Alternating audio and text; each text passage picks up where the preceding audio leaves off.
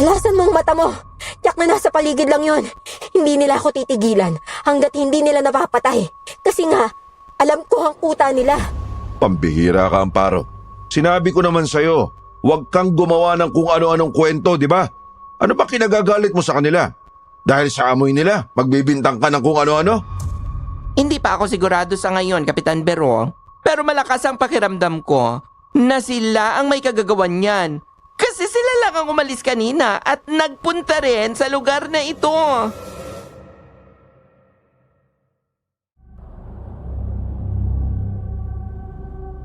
Magandang araw po sa lahat. Tawagin niyo na lang ako sa pangalang Luz. Sa ngayon ay 40 anyos na ako at tahimik na namumuhay kasama ang anak ko sa bayan ng Paracale, Camarines Norte. Hindi ko na lang sasabihin ang pinakabaryo namin para sa pagkakakilanlan ng mga taong nasasangkot sa kwentong ibabahagi ko sa inyo. Palagi itong ibinabahagi sa akin ng Lola Elma ko noong siya ay nabubuhay pa. Siya at ang aking ama ang tunay na nakaranas ng nakakatakot na karanasang ito. Maraming taon na ang nakakaraan. Naging masungit ang panahon ng gabing yun. Malakas ang ulan at hangin kaya nang sumapit ang umaga ay nagkagulo ang mga tao sa dalampasigan. Paano nga isang babae na nasa edad 30 anyos ang palutang-lutang malapit sa dalampasigan? Nakita ito ng mga taong papalaot pa lang sana. Kaya naman kaagad nilang sinagip ang babae at nalaman na ito ay patay na. Dinala sa dalampasigan at dumating naman si Kapitan Berong at ang iba pang mga opisyal ng barangay. May nakakakilala ba sa'yo sa babaeng to? Naku, Kapitan Berong, hindi taga rito ang babaeng yan. Kilala ko lahat ng mga taga rito eh. Baka bumisita lang dito ang babaeng yan tapos naligo at nalunod. Kawawa naman. Oo nga, Kapitan. Baka naman kasamahan niya ng mga nakasalubong ko na lasing kagabi. Tapos sa pagdrip pa na maligo sa dagat. Tapos ay nalunod itong babae. Kaya sa takot ay iniwanan na lamang. Yan ka na naman, Amparo. Umiral na naman ang lakas ng imahinasyon mo. Ang dali mo gumawa ng kwento kaya marami ka nakakaaway. Aba, Kapitan, yung sa akin ihula ko lang. Pero madalas ay nagkatotoo ang sinabi ko. Pero nasa na kaya mga kasama niya? Bakit kaya pinabayaan siya mag-isa na maligo? Yan ang hindi ko alam, Kapitan. Bahala ng mga pulis dyan. Pero pansin ko lang, Kapitan Berong. Tingnan nyo. Ang dami niyang sugat sa mukha at braso. Parang tinusok ng karayom. Oo nga eh. Baka naman kinagat ng dikya sa tagal na niyang palutang-lutang sa dagat. Makalipas ang ilan pang oras ay dumating na ang mga pulis. Inimbestigahan ang bangkay ng babae at nakita nga ang maliliit na sugat sa buong katawan ng babae. Ayon sa mga pulis ay iimbestigahan pang mabuti ang totoong sanhi ng kamatayan ng babae. Binalingan naman ni Kapitan Berong ang mga taong naroon. Mga kasama, baka meron kayong nalalaman sa pangyayaring ito. Makipagtulungan kayo sa amin para naman mabigyan natin ng hustisya ang kamatayan ng babaeng to. Tsaka para maipaalam na rin natin sa mga mahal niya sa buhay. Tsaka na hinahanap na rin siya ng mga yon. Hayaan nyo, Kapitan Berong. Kapag may nasagap na magandang balita ang tenga ko, kayo ang unang makakaalam. Oo, Amparo. Basta siguruhin mo lang na totoo ang mga kwentong gagawin mo, ha? Hindi yung puro chismis lang. Walang magiging chismis kung walang nakikita, Kapitan. Kaya lahat ng sinasabi ko, totoo. Sabihin na lang, chismosa ako at marami akong nakakaaway. Pero yun naman kasi talaga ang totoo.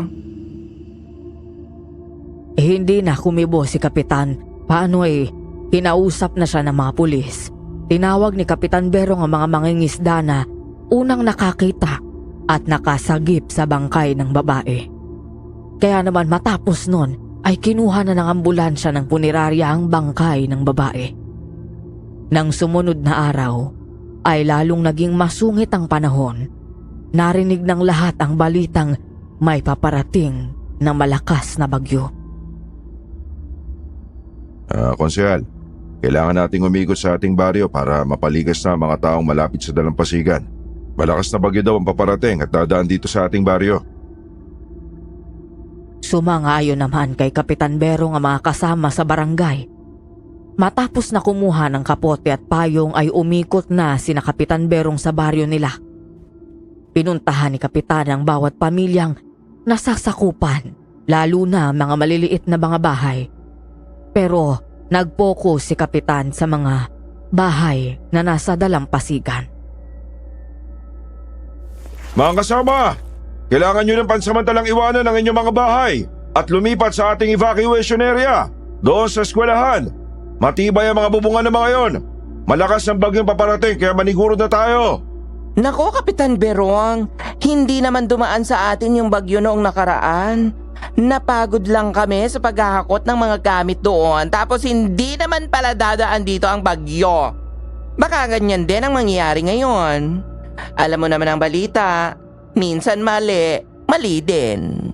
Basta may maibalita lang sila. Natatakot tuloy ang mga tao.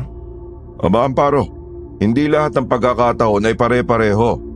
Salamat lang tayo noon kasi umiwas sa atin ang bagyo. Pero hindi ibig sabihin ganun din ang mangyayari ngayon.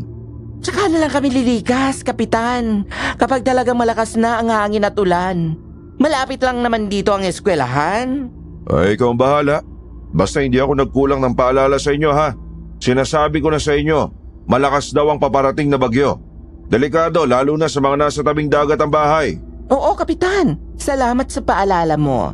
Pero sa tingin ko talaga ay hindi dadaan dito sa atin ang malakas na bagyong yan. Sumang-ayon sa sinabi ni Amparo ang iba pang naroon.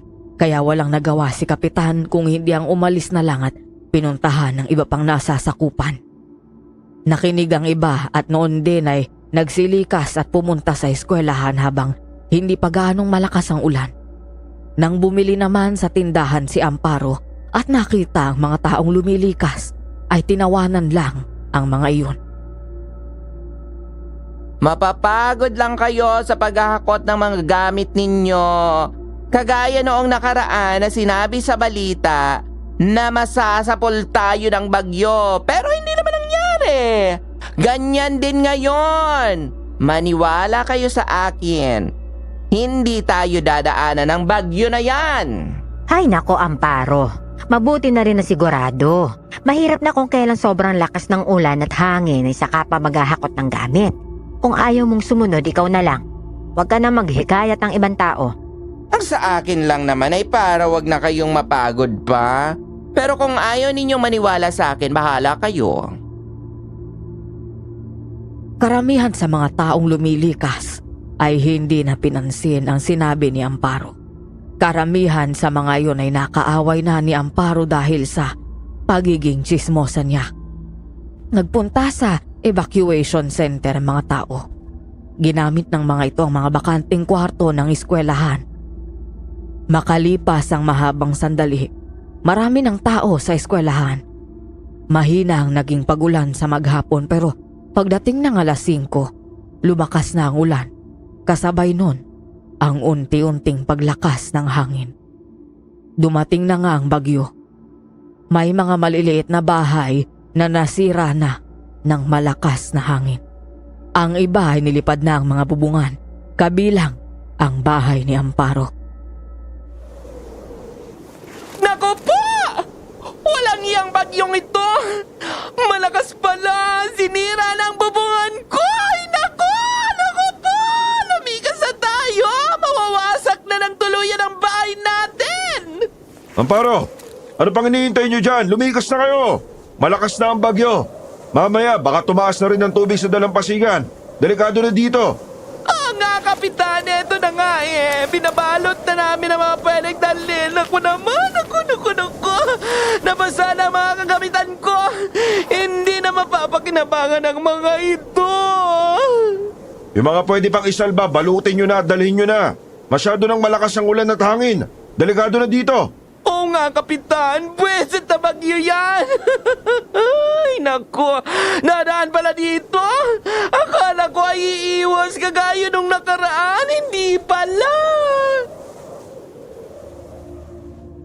Napapatawa na lang na umalis si Kapitan Berong at pinuntahan ang iba pang naroong bahay sa dalampasigan.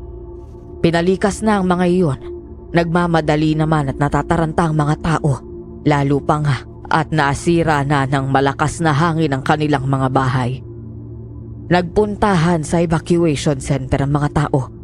Puro kantsaw at pangungutya ang hinabot ni Amparo sa mga kababaryong naroon na sa evacuation area.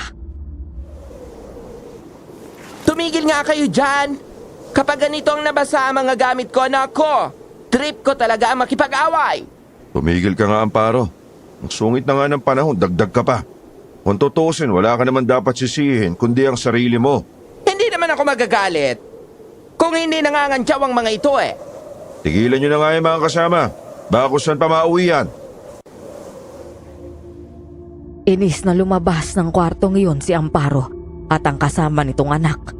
Pumasok sina Amparo sa isa pang kwarto na mayroon na ding mga evacuees pero hindi ganoong karami. Napangiti si Amparo nang makitang naroon ang mga kapwa niya, chismosa. Kaagad na lumapit sa isang babaeng naroon. Ay naku, Maeng. Mabuti naman at nandito ka pala. Meron na akong makakausap na matino. Nakakabwisit doon sa kwartong una naming napasukan. Ano naman na nakakabwisit doon? Alam ko na. Lahat ng mga naroon nakalugar natin ay nakaaway mo na. Kaya hindi ka nakomportable ron, no? Tumpak! Nandun ang mga bwisit na yon. Ngumiti lang si Aling Maeng sa sinabi ni Amparo. Paano nakita nito si Kapitan Berong na may kasama pang evacuees, ang mag-inang sina Elma at Toto. 7 taong gulang na si Toto. Pinapasok ni Kapitan sa kwartong yun sina Elma at Toto.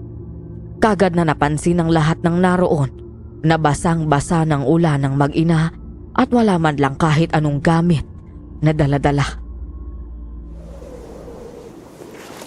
Taga saan nga kayo, miss?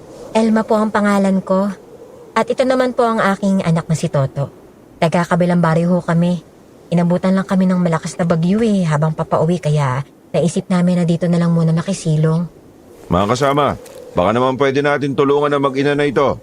Pairamin nyo naman sila ng mga damit para makapagpalit na sila. Ay naku, kung tatanungin mo, Kapitan, wala akong may tutulong. Dahil lahat ng mga damit ko ay nabasa na rin. Baka itong sina Maeng meron. Kahit sino sa inyo na pwedeng magpairam sa kanila ng damit, pairamin nyo naman sila. Kawawa naman, oh. Oo nga, Maeng. Akin na nga yung duster mo na yan. Ako nang magbibigay sa kanila. Tsaka yung bata, pahiramin mo na rin ang damit. Hinablot ni Amparo ang damit na hawak ni Maeng at lumapit kay Elma. Ibinigay ni Amparo ang duster at panloob. Si Toto naman ay pinahiram din ng tuyong damit ng mga bata na naroon. Pinahiram din sila ng kumot para ipambalot sa nilalamig nilang katawan. Napatitig ng matagal si Amparo kay Elma nang makaamoy ito ng kakaibang amoy. Nang maibigay ang damit at kumot at agad na bumalik si Amparo kina Maeng. Pero ang mga mata ni Amparo ay nanatiling nakatingin kina Elma at Toto. Kaya nang mapansin ni Maeng, si Amparo ay pasimple itong bumulong. Bakit ba panayan tingin mo dun sa mag-ina? Kilala mo ba sila? Hindi ko sila kilala. Pero meron kasing hindi maganda eh. Anong hindi maganda? Ang ganda-ganda nga ng babae. Yung anak niya, gwapo rin. Hindi yun ang ibig kong sabihin. Yung amoy nila. Para kasing kakaiba. Ganon talaga ang amoy kapag nabasa ka ng ulan. Tapos hindi ka naman nagsabon. Parang amoy kalawang ang tubig ulan. Hindi sila amoy kalawang. Parang amoy panis na langis ng nyog. Ewan, parang kakaiba talaga ang mga amoy ng mag-ina na yan. Para bang nagpahid ng langis sa buong katawan. Sos! Ang langis kasi maganda yung pangontra sa ulan. Hindi ka basta lalamigin kapag may langis ang iyong balat. Yun sigurong ginawa nila kasi malayo pa ang uuwian nila pero inabutan na ng malakas na bagyo kaya dito na nakisilong. Ewan ko, Pero duda talaga ako sa mga yan eh. Tingnan mo yung babae, ang likot ng paningin. Parang laging may pinagtataguan. Ay nako, Amparo. Nasa evacuation center tayo, ha? Baka naman kahit dito gumawa ka pa ng chismis. Ay, Basta, duda ako talaga sa kanya. Babantayan ko ang lahat ng kilos ng mag-ina na yan. Pakiramdam ko may kakaiba talaga eh. Hindi ko lang matiyak kung tama ang hinala ko sa kanila. Teka, may naisip ako.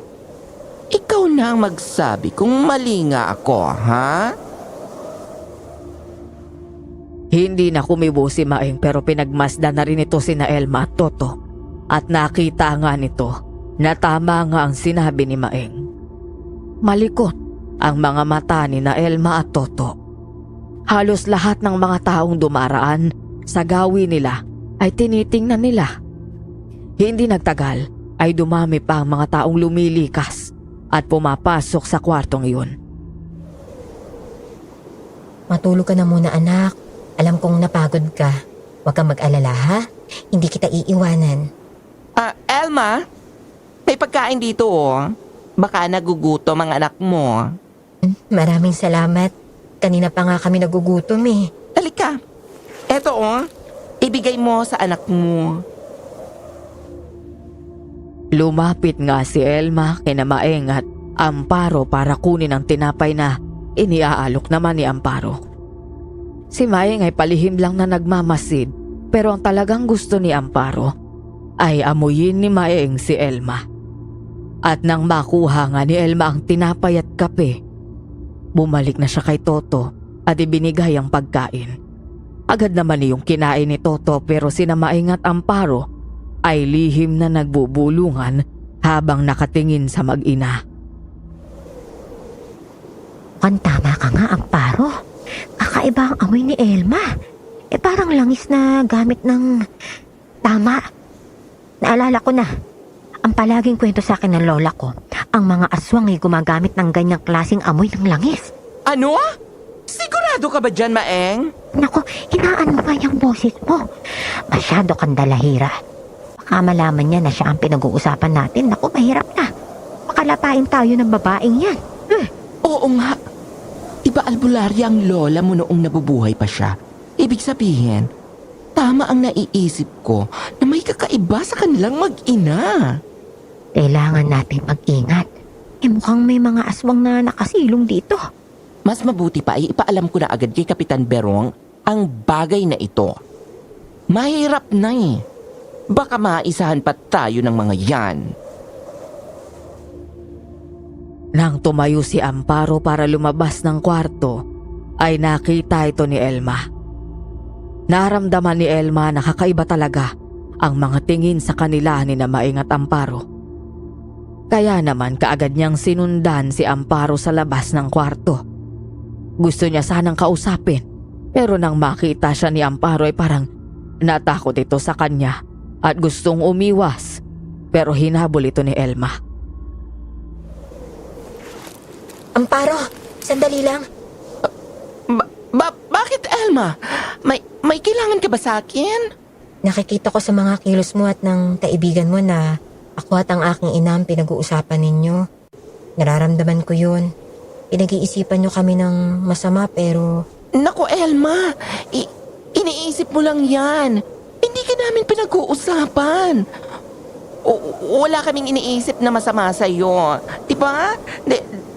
Di ba binigyan ka pa nga namin ng pagkain para ibigay mo sa anak mo, diba? Salamat, Amparo. Saka, meron sana akong gustong aminin sa'yo eh. Kaya lang, huwag kang matatakot ha. Naku, Elma. Tsaka na lang tayo magkwentuhan, ha? Kapag wala ng bagyo. Sa ngayon kasi ay hindi ko maintindihan kung ano man ang sasabihin mo dahil abala ako sa pag-iisip kung ano na kaya ang nangyayari sa aking mga gamit sa bahay. Pero, kailangan mo rin kasing malaman ng totoo para hindi ka na nag-iisip ng masama. Sige. Ano ba yung aaminin mo? Tungkol sa mga aswang. Naku po, Elma. Papalalim na ang gabi. Bumabagyo pa. Huwag na natin pag-usapan ng tungkol dyan, ha? Sige. May hahanapin lang ako. Amparo! Hoy! Saglit lang! Nagmamadali at takot na lumayo si Amparo kay Elma. Kunwari ay mayroon lang itong kinausap na tao. Nang mapansin ni Amparo na nakatingin pa rin sa kanya si Elma, ay kaagad na itong umalis. Bumalik sa kanilang kwarto. Lumapit kay Maeng. Kaya naman pumasok na rin sa kwarto si Elma at muling tumingin kay Amparo. Oh, anong nangyari? Kanina lang ay maayos ka naman na. Bakit ngayon ay parang nanginginig ka sa takot? Ay, malamig ang panahon. Kaya ako nanginginig, Maeng. At saka pwede pa, huwag mo muna akong kakausapin. Ay naku, ang labo mo talaga, Amparo. Kanina lang ay ang sigla mong lumabas. Tapos ngayon bumalik ka rito, ganyan ka na. Huwag ka nang makulit dyan. Mapapahamag tayo sa ginagawa mo. Alam niya na siyang pinag-uusapan natin. Matalas ang pandinig at pakiramdam ng mga aswang. Kaya manahimik ka muna, pwede ba? Baka magalit pa sa atin ang mga yan. Magwala dito at labain tayo. Ako, oo nga. Katingin na naman siya sa atin. Nakakatakot naman pala ang babaeng yan.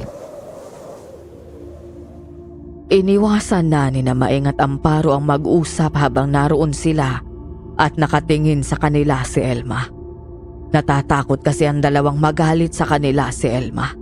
Hindi naman nagtagal ay may mga dumating pa sa evacuation center habang patuloy ang pagbuhos ng malakas na ulan. Kabilang sa mga dumating ay ang mag-asawang Kaloy at Luisa. Agad na hinanap ni Kaloy kung sino ang namamahala sa evacuation center hanggang sa makita si Kapitan Berong.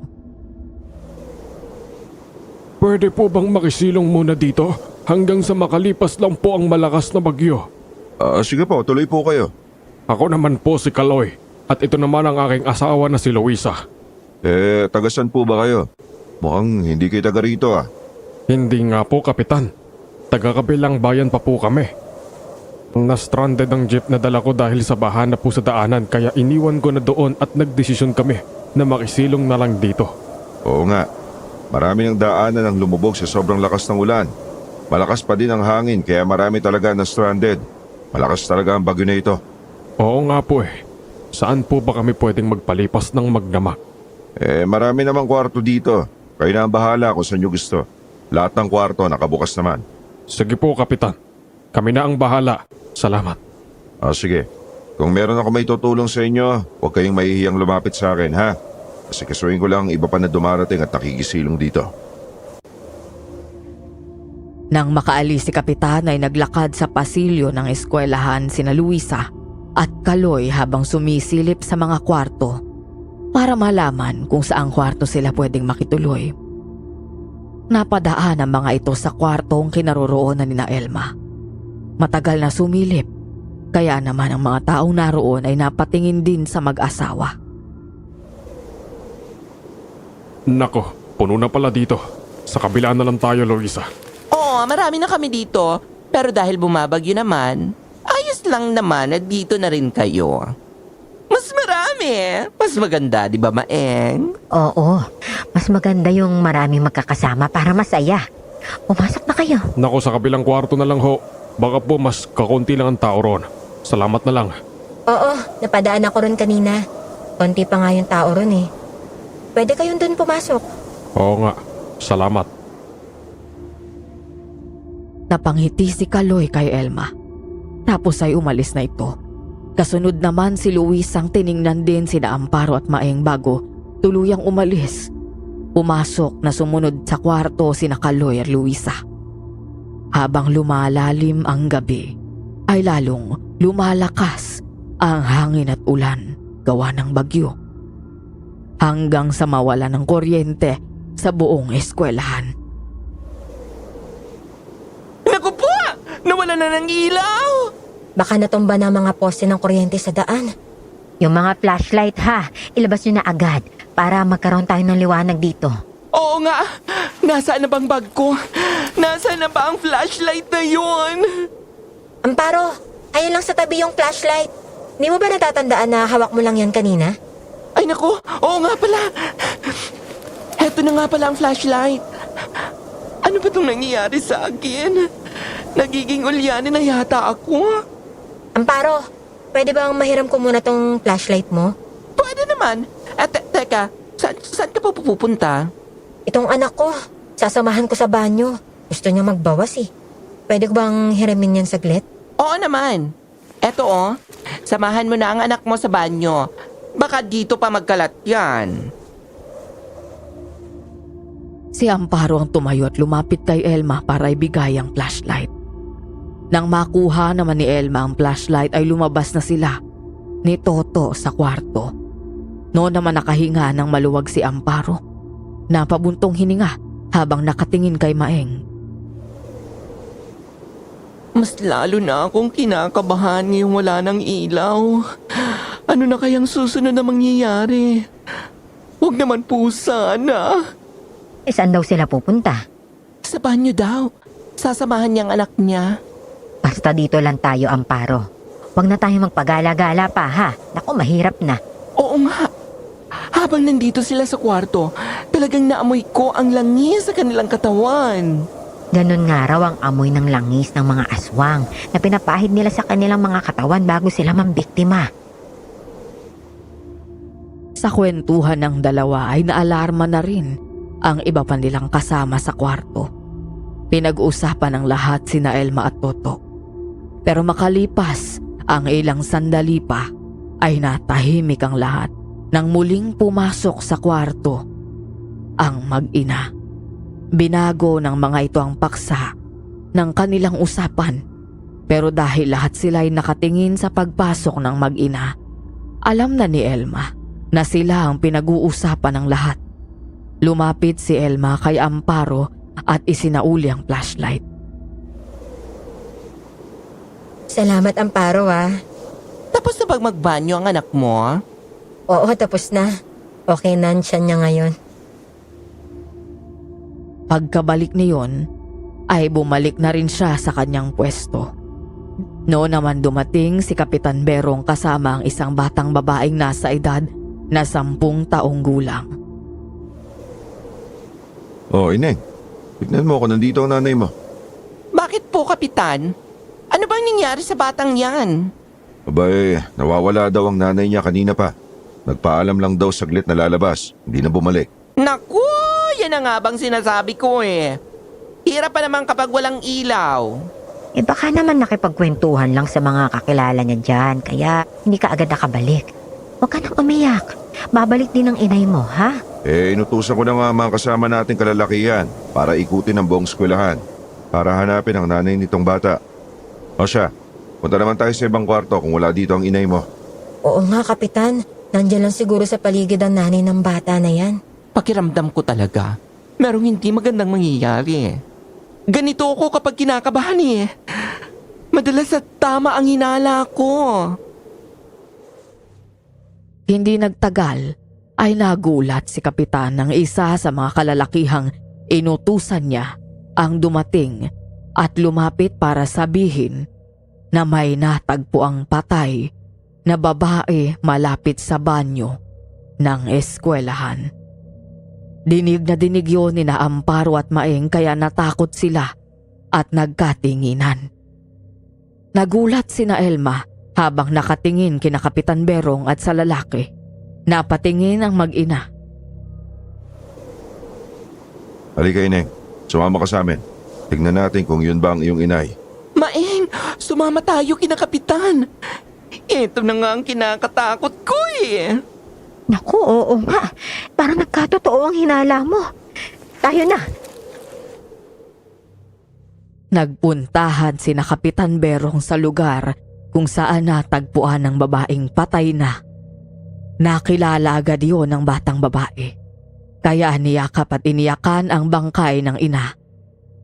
Samot-sari ang naging bulungan at usapan ng mga taong nakikiisyoso dito. Lalo pa nga parang natuyot ang katawan ng babae.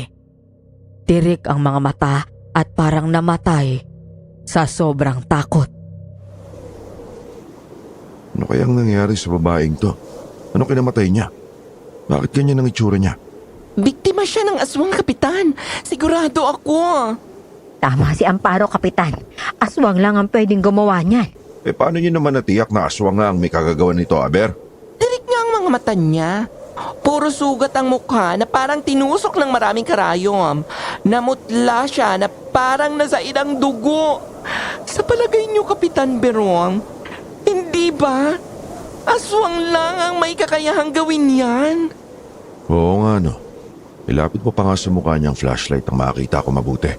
Oh, hayan, Kapitan. Tingnan mong mabuti.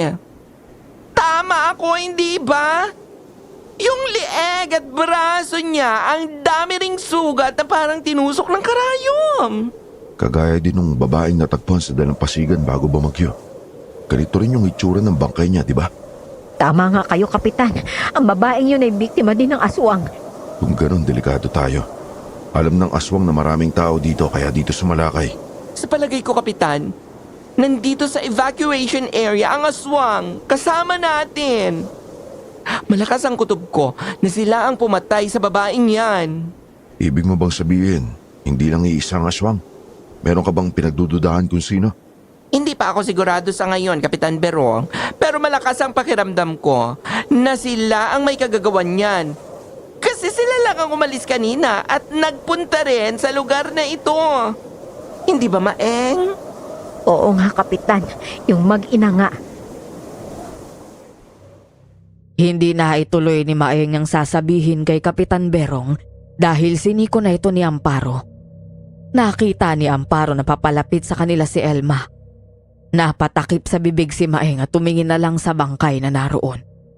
Nakipagsiksika naman si Elma sa mga taong naroon hanggang makalapit kina Kapitan Berong. Biktima ng aswang ang babaeng yan, Kapitan Berong. Nakakita na ako ng mga nabiktima ng aswang na kung tawagin ay mga aswang lakad o gabunan. Ginagamit nila ang kanilang mga buhok na napapahaba nila ng husto. Tapos, nagiging matigas at matulis yung mga yun na parang mga karayom. Pumapasok sa loob ng katawan ng tao para higupin ang lahat ng kanilang mga dugo. Yun nga ang sinabi ni Amparo kanina eh. At kilala daw niya kung sino ang aswang. Aba, Kapitan, wala naman akong sinabi na kilala ko yung aswang. Ang sabi ko lang ay mayroon ako pinagdududahan. Di ba, Maeng? Yun din ang sinabi ko. Ha? Wala akong sinasabing ganun, ha? Anong wala? Di ba pareho tayo ng sinasabi kanina? Tuturuan pa kayong dalawa kanina lang parang sigurado kayo na kilala niyo ang aswang. At sino naman ang pagdududahan ninyong dalawa? Nandito ba ngayon? Wala pa kaming sapat na ebidensya sa ngayon, Elma. Pero wala namang lihim na hindi nabubunyag. Ang masama ay hindi magtatagumpay. Tama ka naman dyan, Amparo. Pero kung kilala mo sana yung aswang, pwede mo namang sabihin dito eh. Yun nga lang, mahirap magkamali. Tama si Elma. Kung nakita mo ng personal, pwede mong sabihin yun. Pero kung ngakahaka lang at puro kahinala, hindi pwede yan. Mahirap na mapagbintangan ng walang kasalanan. Oo nga, Kapitan. Pasensya na kayo. Tayo na, Maeng. Oo nga, Kapitan. Ito kasi si Amparo puro hinala lang. Nahihiyang umalis si Maeng at Amparo. Sinundan pa ni Elma ng tingin ng dalawa hanggang sa matanaw niya ang mag-asawang Kaloy at Luisa na nasa hindi kalayuan at nagmamasid sa kanila. Hindi nagtagal, naglakad na rin si Elma pabalik sa kwarto pero nadaanan niya si Kaloy. Anong nangyari doon? May natagpo ang patay. Puro sugat yung buong katawan. Parang tinusok ng karayom eh. Alam ko biktima yun ng aswang. Paano ka naman nakakasiguro na biktima nga yun ng aswang? Dahil nakakita na ako ng mga nabiktima ng aswang na gabunan. Ganoon na ganoon ang itsura. Parang marami kang alam tungkol sa mga aswang Di kaya isa ka sa kanila? Katunayan ng kakaibang amoy mo. Uy, hindi ako aswang Pero ang kakaibang amoy mong nagpapatunay na nagpapahid ka ng langis ng aswang. Hindi ako nagpahid ito sa katawan ko, kundi yung mga aswang na gustong bumiktima sa akin. Katunayan nga, magiging kagaya na sana ako ng babaeng yan kung hindi lang kami nakatakas ng anak ko Kung meron lamang taong maglalakas loob na tumulong sa amin ng anak ko, ituturo ko kung nasa ng lungga ng mga aswang na lugar na to. Sa akala mo ba'y maniniwala kami sa mga sinasabi mo? Ang kagaya mo ay madaling makilala dahil sa amoy nila. Kaya pinaghihinalaan ka na lang ng mga taga rito. Mag-iingat ka kasi kapag mayroong nakuwang ebidensya laban sa'yo, ako mismo ang papatay sa'yo. Hindi nakakibo si Elma. Nakita niya ang galit ni Kaloy. Kaya naman iniwanan na niya sina Kaloy at Luisa. Ang hindi alam ni Elma ay lihim pala silang tinitingnan ni na Amparo at Maeng.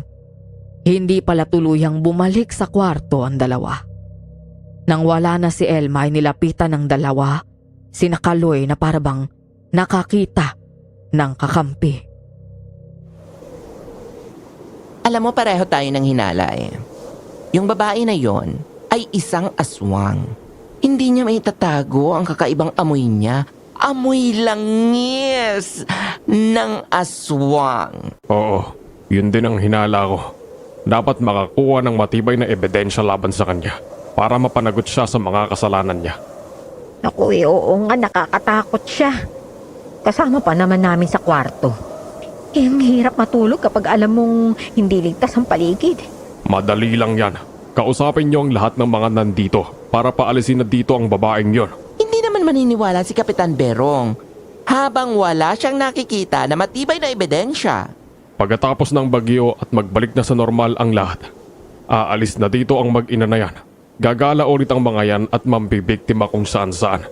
Kaya sana ngayon pa lang ay mapigilan na siya. Kailangan nating bantayan ang bawat kilos ng mag-ina na yon. Hindi pala tayo dapat matakot sa kanya kasi marami naman tayo rito. Ang mga salot na kagaya niya ang dapat na matakot sa atin. Tama ka. Hindi naman yan sasalakay kapag maraming tao. Maghahanap siya ng bibiktimahin na nag-iisa lang. Kaya naisip ko, galitin natin siya ng husto hanggang sa ipakita niya ang tunay niyang anyo. Nang magbalik sa kwarto sina Maeng at Amparo ay naging kakaiba na ang dalawa. Parang hindi na sila takot kay Elma. Kagaya ng kanilang pinag-usapan ay palalabasin nila ang tunay na pagkatao ni Elma. Napakawalang hiya talaga ng salot na aswang na yan. Abay kung kailan bumabagyo. Ay, tsaka nakikisabay. Hindi na naawa dun sa babaeng biniktima. Kawawa naman yung anak na naiwan. Naku, oo nga. Ang dapat sa mga salot na yan kapag nahuli ay itinatali sa poste at pahirapan hanggang sa mamatay. Mga kabarangay ko, baka naman pwede na pansamantala kayong lumabas sa mga kwarto at mag-usap-usap tayo dito sa pasilyo. Narinig niyo yun? Lumabas na tayo para malaman natin kung ano ang sasabihin ni Kapitan Berong. Tama, tayo na. Lumabas ng kwarto ang lahat ng mga tao. Lahat ay nasa pasilyo ng eskwelahan. Pero si Elma ay tumayo lang sa pintuan ng kwarto. Pero narinig niya ang pinag-uusapan ng lahat. Pinagmamasdan ni Elma ang lahat ng mga naroon na parabang kinikilala. Pero isa man sa mga naroon ay wala siyang kilala at ngayon lang niya ito nakita. Mahaba pa ang gabi, malakas pa din ang bagyo. Merong hindi magandang nangyari sa isa nating kasama na nakisilong dito. Nabiktima siya ng aswang. Kaya ang gusto ko sanang sabihin sa inyo ay maging maingat tayong lahat. Lalo na nga at walang kuryente dito sa ating lugar. Yung iba mga flashlight nyo, tsak na mahina na rin dahil ubos na ang battery. Para hindi na muling makapambiktima ang aswang, maging maingat tayong lahat. Huwag kayong hihiwalay sa mga kasama nyo. Kung meron kayong mga kailangang gawin, tsakin nyo na may kasama kayo. Para anuman ang mangyari, merong makakaalam ng nangyari sa inyo. Maliwanag po ba sa lahat? Maliwanag, Kapitan. Oh, Elma, narinig mo naman ang sinabi ni Kapitan. Huwag na huwag kang aalis na mag-isa. Delikado! Tama ka nga. Ikaw din mag-iingat ka. Alalahanin mo, walang pinipiling bibiktimahin ng aswang. Mas gusto nila yung mga tsismosa na kagaya mo. Kasi kapag nawala ka, wala na magkakalat ang balita tungkol sa kanila. Ay naku, yun lang. Kapag si Amparo ang nabiktima, walang makakapagkalat ng balita tungkol sa kanya. Ikaw talaga talaga, Maeng. Hindi ko alam kung kakampi kita o kaaway eh. Balingbing ka! Inis na tumalikod si Amparo. Pumasok sa loob ng kwarto. Bumalik sa dating pwesto.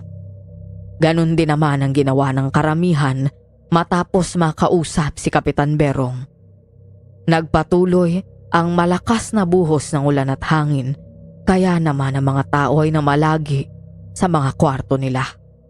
At dahil wala ng kuryente at mga flashlight lang ang gamit, ay tinipid pa rin ng lahat ang paggamit niyon. Umaasang lamang sila sa liwanag na likha ng malalakas na kidlat. Maeng, huwag kang lalayo dito sa akin ha. Dito ka lang. Alam mo naman ang sinabi ni Kapitan. Baka muling sumalakay ang aswang. Oo, dito lang ako. Bantayan mo rin ako, ha? Nang lumalim na ang gabi ay nakarinig sila ng mga ingay mula sa kabilang kwarto na kung saan ay mayroon daw nakapasok na malaking aso roon at nagsimulang mangagat. Kaya nagkagulo na ang mga tao. Nagtakbuhan sa mga pasilyo ng eskwelahan. May pumasok na malaking asong itim sa kwarto ni na Elma, kaya nagkagulo ang lahat. Kanya-kanyang takbo palabas ng kwarto. Pero si Elma, ang sinalakay niyon, nakalabas naman siya ng pintuan kasama si Toto. Toto, huwag kang lalayo sa akin ha.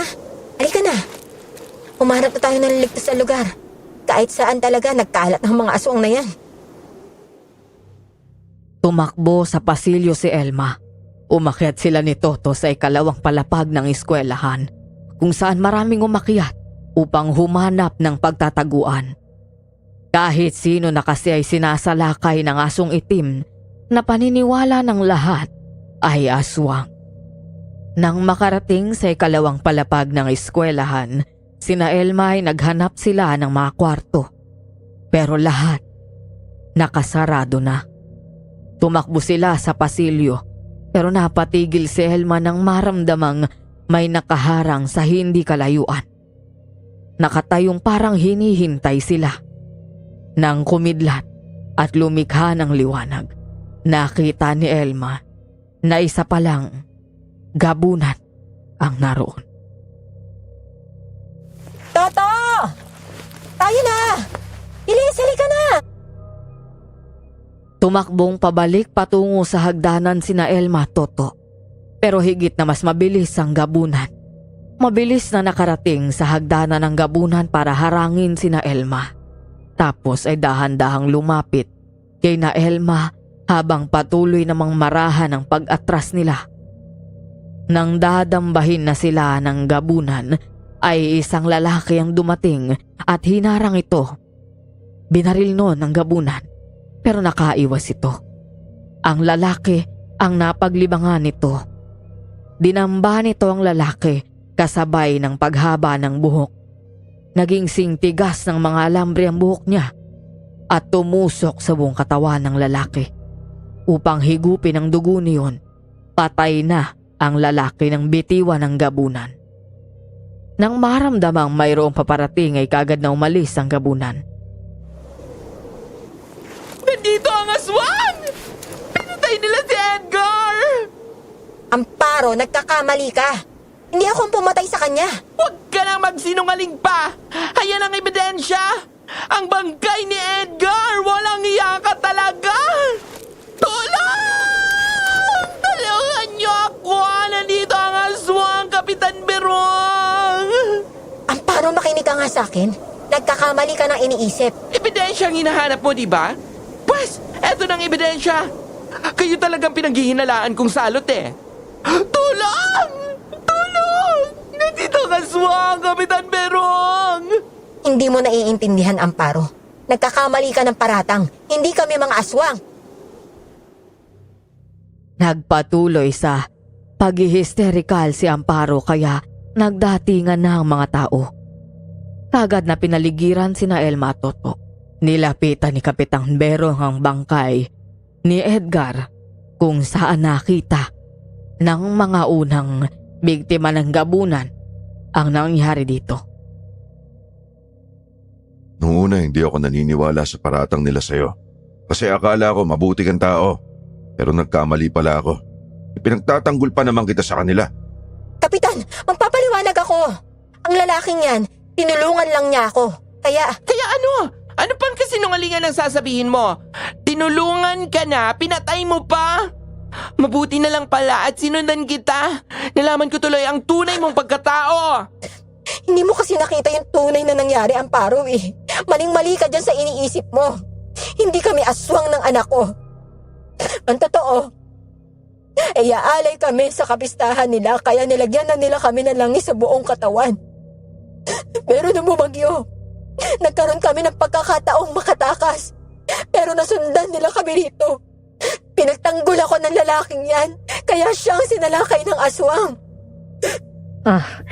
Ang galing mo rin talagang gumawa ng kwento. Huling-huli ka na, nagsisinungaling ka pa. Mga aswang kayong mag-ina. Hindi ka na makapagsisinungaling ngayon. Ikaw ang pumatay kay Edgar. Kahit anong paliwanag ni Elma, ayaw na siyang pakinggan ng mga kaharap. Nagsabi na rin ng totoo si Toto pero hindi yun pinakinggan ni Kapitan. Sa galit ni Amparo, binato niya si Elma. Tinamaan sa dibdib. Sumunod na rin ang iba pang mga taong naroon. Kung ano-ano ang ibinato sa kanila. Niyakap ni Elma si Toto. Kung kaya lahat ng ibinabato ay tumatama sa katawan ni Elma. May tumama sa kanyang mukha at ulo kaya nang masugatan ito ay umagos ang dugo sa mukha niya. Tama na! Kung ayaw nyo kami paniwalaan, patayin nyo na lang kami! Huwag nyo na kami pahirapan pa! Talagang dapat kayong mamatay, mga salot kayo! Tama si Amparo. Dapat patayin na ang mag-inang yan. Batuhin niyang mga yan hanggang sa mamatay! Tumigil na kayo lahat. Pabayaan nating batas na magparusa sa kanila. Pero Kapitan, hindi tao ang mga yan. Dapat sa kanila ay mamatay na. 2 na sa mga nakisilong dito ang napatay ng mga yan. Tama si Kaloy, Kapitan Berong. Kapag nabuhay pa ang mga yan, delikado tayong lahat. Kapitan Berong! Hindi kami aswang ng anak ko! Nagkakamali kayong lahat! Kami ang biktima rito! Bakit ba ayaw ninyo maniwala na inisente kami? Hindi nyo ba naisip na bago pa kami lumabas sa kwarto ay meron ng aswang na sumalakay? Ha? Kaya nagkagulo na yung mga tao. Nang pumasok sa kwarto namin ng aswang, nagkagulo na kami. Kung ako ang aswang na sinasabi ninyo, sino yung aswang na kanina pa nanggugulo rito? Oo nga naman, Amparo. Nung nagkakagulo sa kabilang kwarto, nandun pa sila sa kwarto natin. Nakabantay kasi ako sa bawat kilos niya hanggang mayroon na ngang aswang na pumasok sa ating kwarto at siya ang unang sinalakay. Kaso, nakatakbo siya palabas. Tama, di ba? Natigilan ang lahat ng naroon sa sinabi ni Maeng. Kaya naman nilapitan ni Kapitan Berong si Amparo. Tiningnan nito ng masama si Amparo. Pinakiramdaman kung nagsasabi ba ng totoo. Nang makita ni Kapitan ang kakaibang reaksyon ni Amparo, nagduda na ito. Amparo, nakita mo ba sila sa anyong aswang? Nakita mo ba na nilalapan nila si Edgar? Gusto ko na sabihin mo sa amin ang totoo. Ha? Kasi Kapitan, nung dumating ako dito ay nakita kong nakabulagta na si Edgar. Tapos silang mag-ina ay naroon sa lugar na yun at nakatingin din kay Edgar. Ibig sabihin hindi mo nakita na sinalakay nila si Edgar. Bakit kumakasigaw ka ganun na lang?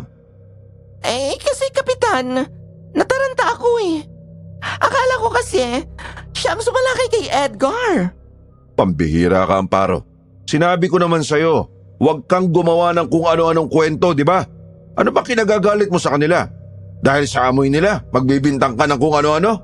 Ako, Kapitan, nakita ko kung paano niya dinamba ang lalaking yan gamit ang mahahaba niyang buhok na parang may sariling buhay at tumusok at pumasok sa buong katawan ng lalaking yan. Hinigop ng buhok niya ang dugo ng lalaking yan, kaya ganyan ang itsura. Ayan Kapitan Berong. Mayroon palang nakakita, si Kaloy. Siguro naman ay maniniwala ka na. Sinungaling ang lalaking yan. Wala akong kakayahang gawin ang bagay na yan. Kung talagang kami ng anak ko ang aswang, edi sana sinalakay ko na rin si Amparo habang may pagkakataon pa kanina. Tapos ay tumakas na sana kami. Sana hindi nyo na kami inabutan pa rito. Ganun ba ako katanga para magpahuli na lang sa inyo?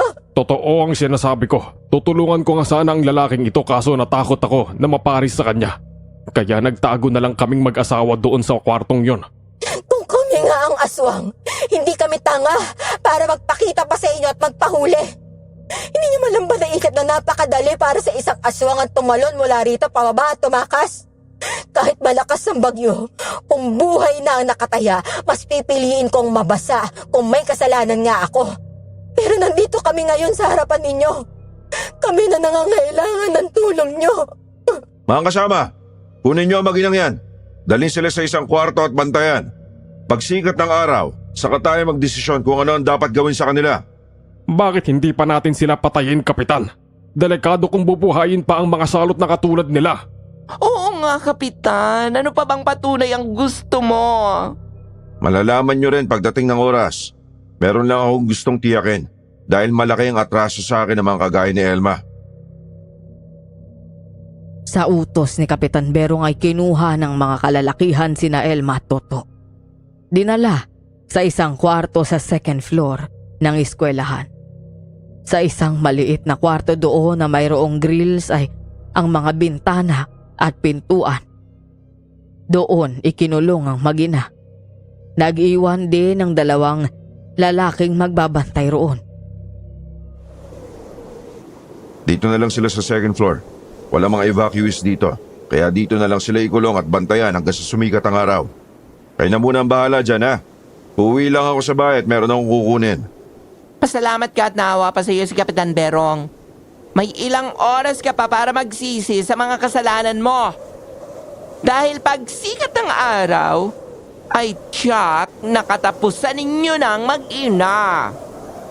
Akala ko mukha mo lang ang pangit, Amparo. Pero pati pala ang ugali mo. Mas masahol ka pa sa hayop sa ginagawa mo. Bakit ako pangit? Pero hindi naman ako kagaya mo. Maganda ka nga. Halimaw ka naman. Nakakaawa ang mga taong kagaya mo, Amparo. Makagawa ka lang ng kwento ay ayos lang sa'yo. Kahit may mapahamak kang ibang tao. Sana hindi ka magsisi pagdating ng araw dahil sa mga ginagawa mo. Ikaw ang dapat na magsisi dahil marami ka ng taong pinatay. Kapag nawala ka na, matatahimik na ang baryong ito. Hoy, kayong dalawa, huwag kayong makikinig sa panlilinlang ng babaeng yan. Mahilig yang gumawa ng drama para makatakas. Delikado kayo kapag nangyari yon. Sumang-ayon naman kay Amparo ang 2 lalaking bantay sa labas ng kwarto. Tumawa ng malakas si Amparo. Tapos iniwanan nito si Elma. Naiyak lang si Elma. Niyakap ang kanyang anak na si Toto na patuloy pa ring umiiyak dahil malaki ang naging bukol nito sa ulo. Bahagya rin itong nagdugo kaya pinunasan ni Elma ng kanyang damit ang dugo sa noon ni Toto. Nang bahagyang tumahan si Toto, tinatanong nito si Elma kung mamamatay na ba sila. Hindi ko alam, anak. Pinauubaya ko na sa Diyos sa lahat. Siya lang ang tanging nakaalam kung ano mangyayari sa atin. Marunong ka palang kumilala sa Diyos. Hindi ka kinikilabutan sa mga sinasabi mo. Baka malapnos ang dila mo niyan. Kapitan, akala ko ba iuwi ka sa inyo? Malapit lang ang bahay ko dito, kaya nakabalik ako kagad. Narinig ko na binanggit mo ang pangalan ng Diyos. Mabuti at hindi nalapnos ang dila mo. Kampon lang ng kadiliman ng takot banggitin ang pangalan ng Diyos, Kapitan Berong. Hindi ako yon, dahil marunong ako magdasal. Kung inaakala nyo na aswang kaming mag-ina, nagkakamali kayo. Gaya na sinabi ko, kami ang mga naktakdang ialay bago bumagyo. Kaya pinahira na nila ng langis ang buong katawan namin. Pero nakatakas kami at napadpad dito dahil sa lakas ng bagyo. Tama ka. Sinabi mo na nga ang bagay na yan. Hindi naman sila naniwala sa iyo eh. Eh ikaw, Kapitan, naniniwala ka ba sa sinabi ko? Hindi rin. Ayoko magpadala sa mga matatamis mong salita. Hindi mo ako malilinlang. Kapag sumigat na ang araw at matapos na ang bagyo, darating ang mga pulis dito. Ipagtatapat ko sa kanila ang lahat ng nangyari sa lugar na ito. Sila na ang bahalang humatol sa iyo. Hindi na kumibo si Elma dahil alam niya na kahit anong gawin niyang pagpapaliwanag ay walang maniniwala sa kanya. Kaya nanahimik na lang siya. Makalipas ang mahabang sandali, nakaramdam siya ng antok. Matutulog na lang sana siya. Ay bigla namang lumakas ang kidlat. Napatingin sa bintana si Elma at dahil nakabukas yun, may naaninag siya na nasa labas ng bintana. Nang tumayo siya at silipin ito, wala naman siyang nakita. Kaya naisip niyang isara ang bintana na jealousy. Pero nagulat siya nang mayroong mga buhok na gumapang sa kanyang mga kamay. Nang muling kumidlat ay nakita niya ang gabunan na nakakapit sa grills ng bintana habang ang buhok niyon ay unti-unting pumupulupot sa kamay ni Elma. Walang hiya ka! Impacta! Bitawan mo ako! Tulong! Tulungan niyo ako! Para ako na! Kahit na naririnig ng dalawang lalaking nakabantay sa pintuan ng kwarto, ang pagsigaw ni Elma ay binaliwala nila ito. Naisip nilang ang sinabi ni Amparo na huwag makikinig sa anumang sasabihin o gagawin ni Elma dahil delikado sila. Kapag nakatakas ng kwartong iyon sina Elma. Bitawan mo ako kapag ka na tiyabla! Tata! Anak! Tulungan mo ako! Yung asin! Akin na! Kahit natatakot si Toto, iniabot nito kay Elma ang supot ng asin na nasa bulsa. Sinabuyan niya ang gabunan na nakakapit sa grills ng bintana. Parang napaso yun ng tamaan ng asin. Binitiwan nito si Elma. Nang makawala siya, ay muli niyang sinabuyan ng asin ng gabunan kaya tuluyang umalis ito. Nagmamadaling nilapitan ni Elma si Toto at niyakap. Salamat, anak. Mabuti at hindi ka nagpadala sa takot. Kailangan nating gumawa ng paraan para makaalis sa lugar na to. Sa palagay ko, alam na ng mga aswang na tinakasan natin na nandito tayo. Dahan-dahang lumapit sa pintuan si Elma nang marinig na may kausap ang mga bantay sa labas. Boses ng isang lalaki ang narinig ni Elma na parang nagagalit sa dalawang bantay at makalipas ang ilang saglit ay narinig ni Elmang nagsisigawan na sa labas ng kwarto. Kaya pala ay muling sumalakay ang gabunan at sa pagkakataong ito ay desperado itong mapatay si Elma. Kaya inunang sinalakay nito ang mga bantay. Hindi naman nagtagal, bumukas ang pinto at pumasok si Amparo. Anong kailangan mo? Nandito ka ba para insultuhin uli ako? Hindi, Elma. Nandito ako para tulungan kayong makatakas dito. Tama nga si Kapitan Berong. Hindi ikaw ang aswang. Dahil naroon sa labas ang aswang at sinalakay ang dalawang bantay. Mabuti at iniwan sa akin na Kapitan Berong ang susi. Tayo na! Tumakas na tayo! Naku, salamat Amparo. Salamat. Toto, anak, tayo na. Nagmamadaling lumabas ng kwarto sina Elma at Amparo.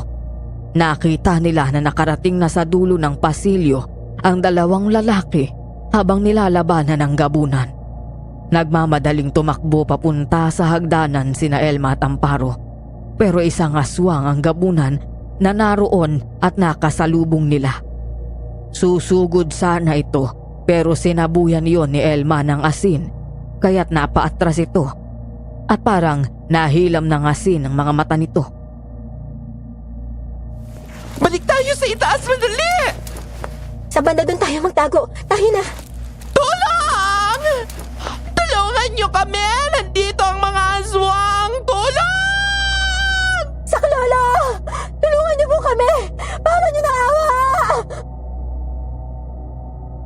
Malalakas na sigaw ang ginawa ni na Amparo at Elma. Pero dahil sa lakas ng kulog at kidlat, idagdag pa ang lakas ng ulan, hindi naririnig ng mga tao sa unang palapag ang paghingi nila ng tulong. Kaya naman malaya ang aswang na maisagawa ang pagsalakay. Wala ring nagawa sina Elma at Amparo kung hindi tumakbo sa pasilyo ng ikalawang palapag. Naghanap ng nakabukas na kwarto hanggang marating nila ang malaking kwartong parang bodega ng eskwelahan. Tago muna tayo rito. Dun sa likuran ng mga sirang upuan at kabinet. Toto, halika dito, dali. Huwag kang gagawa na kahit anong ingay, ha? Matalas ang pakiramdam ng mga aswang. Nagsumiksik sila sa likuran ng sirang upuan. Hindi nagtagal, naramdaman nilang pagpasok sa loob ng kwarto ng gabunan. Matagal itong tumayo sa pintuan habang pinapakiramdaman ang paligid. Hindi nagtagal, marahan itong humakbang palapit sa mga nakaharang na sirang upuan. Dahil naaamoy na naroon sina Elma, nang makalapit sa mga upuan ng gabunan, nagwala iyon. Pinaghahagis ang mga naroong sirang upuan sa pag-aakalang naroon sina Elma. Pero wala sila roon. Nakapasok na sa kabinet ang dalawa, pero nasisilip nila sa siwang ng pintuan ang aswang. Diyos ko, totoo palang sabi mo, Elma. Nakakatakot palang mga aswang, lalo na kapag gagawin ka nilang alay. Oo, Amparo. Kung hindi kami nakatakas, baka nasaid na rin ang dugo ko ng halimaw na yan. Naku po, papalapit na siya dito. Huwag kang maingay. Konting kalos ko silang mararamdaman ngayon. Tinutop ni Amparo ang bibig habang ang mga matay nakasilip sa siwang ng pintuan ng kabinet. Pinagpapawisan sila ng malapot. Pigil ang kanilang paghinga dahil papalapit na ang halimaw. Pero nang malapit na ito sa kabinet, bigla itong tumigil sa paghakbang. Napatingin sa pintuan kung saan naroon ang isa pang gabunan. Ibig sabihin ay napatay na niyon ang dalawang lalaki. Kaya lumabas na ng kwarto ito at umalis doon. Umalis na ba sila, Elma? Hindi tayo nakakasiguro na umalis na sila kasi nandito pa tayo sa loob ng cabinet. Sana naman ay umalis na sila para makalabas na tayo rito. Maghintay pa tayo ng ilang sandali. Alam ko na sasamantalihin nila ang pagkakataon para patayin tayo. Lalo pa nga at malakas ang bagyo. Di tayo naririnig ni na kapitan. Sana'y mapansin nila na nawawala ako para mayroong umakyat dito at mangganap sa atin. Naghintay pa sila ng ilang sandali. Nang matiyak na tahimik na sa labas ng kwarto, dahan-dahan silang lumabas at marahang tinungo ang pintuan. Sumilip ng bahagya si Amparo sa pasilyo. Nang wala itong matanaw at siniguradong wala na roon ang gabunan, ay marahang lumabas ng kwarto ang tatlo. Nagmamadali silang naglakad sa pasilyo, pero nagulat sila nang biglang bumagsak sa harap nila ang isang gabunan. Para pala yung butiking nakakapit sa isang sulok ng pasilyo. Ay, naku po! Nandito pa ang aswang, Elma! Takbo na! Saklala! Tulong! Tulong! Tulungan niyo kami, Kapitan Berong! Nakipaghabulan ito sa kanila habang panay ang sigaw ng dalawa at paghingi ng saklolo ay doon nila nakasalubong sina Kapitan Berong na paakyat ng ikalawang palapag. Nang mapansin na matagal nang hindi bumabalik si Amparo, nakita ni na Kapitan Berong ang isang gabunang humahabol kina Amparo. Kaya kaagad na ikinasa ni Kapitan ang baril. Sila ang tunay na halimaw, Kapitan! Tama lang talaga na kinuha ko sa bahay ang baril na to para magamit ko sa mga halimaw na kagaya mo. Umanta ka ngayon. Mag-iingat kayo, Kapitan! Tuso at mabagsik ang mga aswang na gabunan! Alam ko na kung paano papatayin ang mga kagaya nila, Elma. Pasensya ka na, ha? Sinabi ko sa'yo na hindi ako naniniwala sa sinabi mo. Paano kasi nararamdaman ko na merong aswang na nakikinig sa atin sa labas ng bintana ng kwarto mo. Pero sinabi ko ng palihim kay Amparo na hindi ka aswang. Yun ang dahilan kaya ako umakyat at sa malas ay nangyari namang sumalakay ang mga halimaw at nalaman ko nga na hindi ikaw ang salot. Matapos ang maikling pag-uusap ay hinarap na ni na Kapitan Berong ang gabunan. Magkakasunod na putok ng baril ang ginawa ni Kapitan. Nailagan ang gabunan ang unang pagputok. Pero dahil shotgun yun, nasa pulsa hita ang gabunan. Bago pa makabawi ito, ay muling pinaputukan ni Kapitan at nasa sa dibdib. Walang buhay na bumagsak iyon. Noon naman dumating ang isa pang gabunan. Umalis na kayo dito, Elma. Kami na ang bahala sa mga halimaw na to. Pumunta kayo sa first floor. Naroon ang maraming tao. Ligtas na kayo doon. Mag-iingat kayo, Kapitan, ha? At maraming salamat sa lahat. Tayo na, Elma. Papupuntahin ko dito ang iba pang kalalakihan para matulungan sina Kapitan Berong. Oo, Amparo. Yun ang gawin mo. Baka may kasama pa ang halimaw na to. Nagmamadaling tumakbo palayo roon sina Elma at Amparo at sina Kapitan naman ay hinabol ng isang gabunan na tumakbo nang makita na maraming kalaban at armado ang mga iyon. Pero hindi naman nagpabaya sina Kapitan Berong. Talasan niyo ang mga mata niyo. Nasa paligid lang ang halimaw na yon. Hindi yun naalis dito hanggat hindi nila nagagawa ang gusto nila. At ang bagay na yon ay ang patayin si Elma.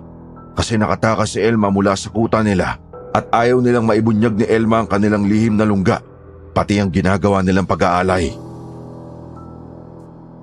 Patuloy na ginalugad ni na Kapitan ang lahat ng kwarto at pasilyo sa lugar na yon, pero hindi na nila nakita ang gabunan.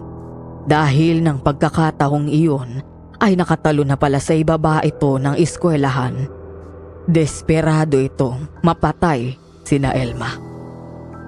Bago pa makarating sa kanilang kwarto sina Elma, nahabol na sila ng gabunan.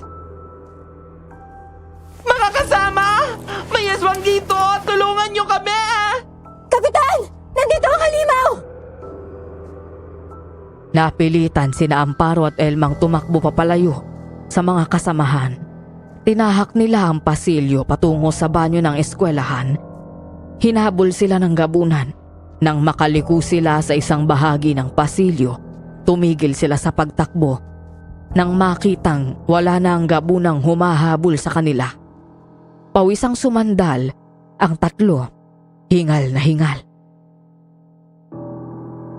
Nasaan na kayang halimaw na yun? Nalasan mo ang mata mo. Tiyak na nasa paligid lang yon. Hindi nila ako titigilan hanggat hindi nila napapatay. Kasi nga, alam ko ang kuta nila. Tama ka, Elma. Hindi nga kami aalis dito hanggang hindi ka napapatay. Anong ibig mo sabihin, Kaloy? Simple lang. Nandito kami ni Luisa para patayin ka. Kami ang naatasan ng pinuno na humabol sa iyo kasi hindi mo kami nakita sa aming kampo. Kaya kahit nagkaharap na tayo ay hindi mo kami nakikilala. Kasi wala kami sa kuta ng pagkakataong iaalay ka sana. Ganon? Eh, isa ka rin gabunan? Kaya pala, pilit mo rin nilalaso ng isipan ng mga tao rito. Pilit mong pinapalabas na ako ang salot at kayo ang mabuti. Tama ka. Kaya ngayon kayo naman ang papatayin ko. Tapos ay babalik na ako sa kampo namin. Matutuwa ang pinuno kapag nalaman niya na patay ka na, Elma. Mananatiling lihim pa rin ang tungkol sa aming kuta. Kasunod niyon ay nagbago ang anyo ni Kaloy at naging isang gabunan nito. Kaya napaatras sina Elma. Nang dambahin na sila ng gabunan ay dumating ang lalaki na may dalaring baril. Pinaputukan si Kaloy pero nakaiwas ito. Sa liksi niya ay hindi siya natamaan ng lalaki. Nang magkaroon ng pagkakataon si Kaloy ay dinamba ang lalaki at nilapa. Nagkaroon naman ng pagkakataong makatakbo sina Elma, Toto at Amparo sa mahabang pasilyo. Galit na galit si Kaloy. Muli niyang hinabol sina Elma matapos mapatay ang lalaki. Nang makita ni Kaloy na lumiko ng pasilyo sina Elma, sumunod ito. Pero gulat siya nang makitang naroon sina Kapitan at ang iba pang mga armadong lalaki. Bago pa makaiwas si Kaloy, pinaulanan na ito ng bala ni na Kapitan at nasapul siya sa dibdib. Alam mo bang sa simula pa lang, kayo mag-asawa na ang pinaghihinalaan ko ng mga aswang? Kaso lang, wala akong sapat na ebidensya. Kunwari lang naniwala ako sa inyo na si Elma ang aswang kasi amoy langis siya ng aswang.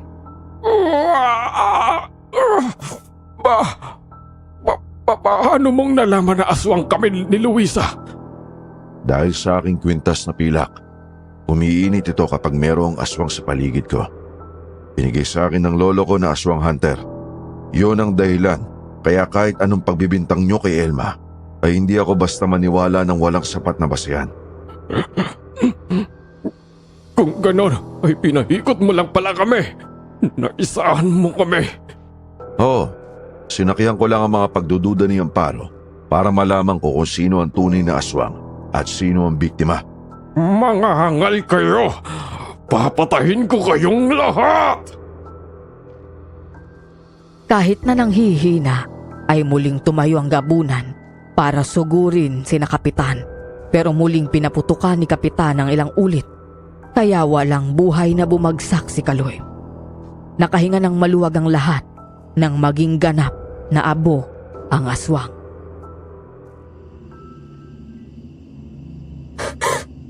Salamat, Kapitan Berong. Salamat. Utang ko sa inyo ang buhay namin mag-ina. Ligtas na kayo, Elma. Kaya lang kailangan mo nang umalis sa lugar na ito. Magpunta ka sa malayong lugar. Doon sa hindi ka nila masusundan. Kasi kapag nalaman ng pinuno nila na buhay ka pa, may mga aswang pa na uutusan para tapusin ka. Iyon nga ang gagawin ko, Kapitan. Pero isusuplong ko muna sila sa may kapangyarihan. Ituturo ko ang kuta nila. Sasamahan kita. Malaki ang atraso ng mga aswang sa akin dahil pinatay nila ang lolo ko. Nang lumiwanag na ay unti-unti ring natapos ang bagyo.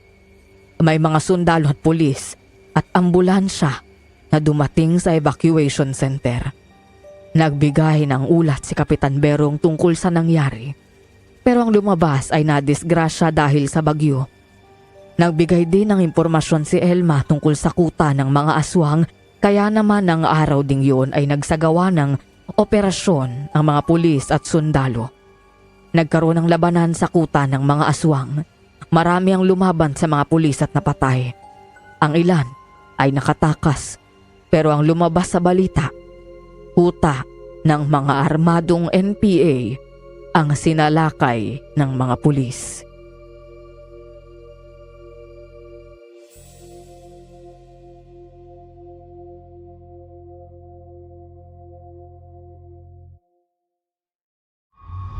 Lasan mo ang mata mo! Yak na nasa